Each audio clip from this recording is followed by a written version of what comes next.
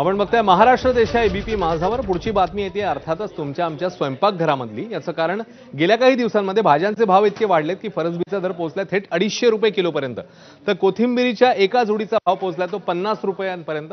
त्यामुळे kitchen budget गृहिणींचं कोलमडलेलं आहे। उन्हाचा फटका हा भाजीपाल्याला बसल्याचं पाहायला मिळते। गवार आणि घेवडा देखील 100 ते 120 रुपये किलो यापर्यंत पोहोचलेला आहे।